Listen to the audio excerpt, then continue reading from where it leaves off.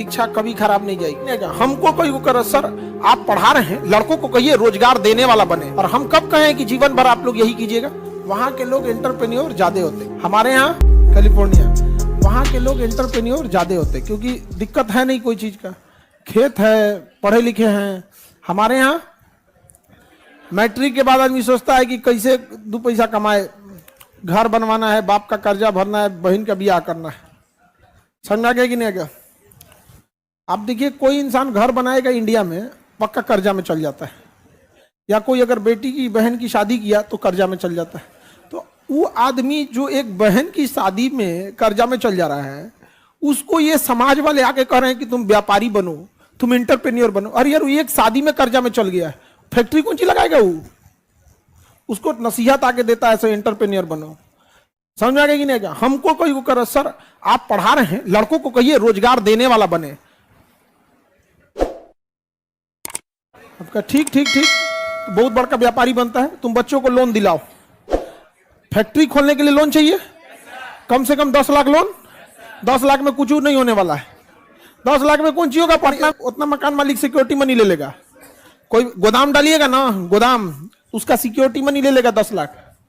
कम से कम 20 लाख चाहिए। तुम बैंक से लोन दिला दो 20-20, और उसकी भरपाई ये करेगा कम से कम 5 साल बाद। हम सबको अभी भेजते हैं कि तुम लोग बिजनेस करो। आई हम इसलिए नौकरी के लिए बोलते हैं कि एकदम कम इन्वेस्टमेंट, महीने का 5-7 हजार रुपया लगता है। आप लोग का महीने का खर्च कितना है? 5-7 हजार। 5-7 हजार में आपका भविष्य सुधर जा सकता है। और हम कब कहें कि जीवन भर आप लोग यही कीजिएगा? आप सेटल्ड हो जाइए, जॉब कर लीजिए, एक बड़ा सा बिजनेस डाल दीजिएगा, मम्मी पापा को लगा दीजिएगा, बुढ़ापा में उसको देखते रहें, सेटल करके आप अपने देखते रहिएगा। हम मना किए क्या आप लोग को? लेकिन दिक्कत यह आता है ना कि ऊपरी ज्ञान देने लगते लोग, समाज का पता ही नहीं है। यहाँ पर हमको हमसे आप देखे होंगे, हमने कभी आप लोग को ये नहीं कहा होगा कि सेकंड ऑप्शन ध्यान दीजिए, क्योंकि आप लोग जिस एज में हैं, अगर हम आपसे ये कहें कि देखो अगर तुम यूपीएससी की तैयारी कर रहे हो या बीपीएससी की तैयारी कर रहे हो, एक बैकअप ऑप्शन रखो, तो आप लोग का उत्साह इतना प्रबल है कि आप हमें अपना विरोधी समझ जाएंगे। आपको लगने लगे कि इनको हम पे भरोसा नहीं है, हम निकाल लेंगे यूपीएससी, बीपीएससी कौन चाहिए, धड़ से निकाल। प्लान भी चाहिए होता है जिसको कोई मतलब नहीं है, कमजोर है। आपका उत्साह गिरा देता है आप लोग। नहीं समझ में आया? इसलिए हमको पता है कि तुम लोग में जुनून बहुत है, इसलिए हम कहते हैं इसी जुनून के भरोसे तुम लोग क्या करो, पढ़ लो। शिक्षा कभी खराब नहीं जाएगी, कभी भी फालतू नहीं जाएगी शिक्षा। आप किसी पढ़े लिखे इंसान को मजदूरी कराइए, 10 साल बाद मिलेगा वो बिल्डर बन के मिलेगा आपको। वो आज मजदूरी। और अशिक्षा क्या चीज है कि एक लेबर जो होता है वो 10 साल से ईंटा उठा के मिस्त्री को दे रहा है, 10 साल बाद वो पूछता है मिस्त्री से कै बैग क्या मसाला बना दे। अरे यार, आप पढ़े लिखे रहते को 6 महीना मजदूरी किया जाएगा, मिस्त्री को बोलने से पहले अच्छा ई दीवार का है, इतना मसाला में हो जाना चाहिए, धड़ाधड़ बना के रख देंगे कि नहीं?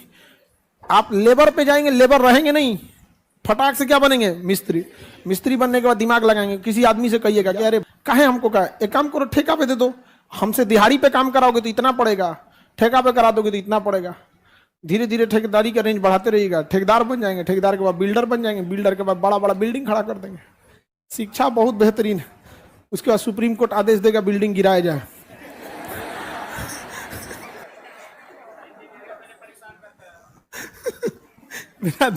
नोएडा में ट्विन टावर गिरा दिया, हम अपने आंख के सामने देखे थे।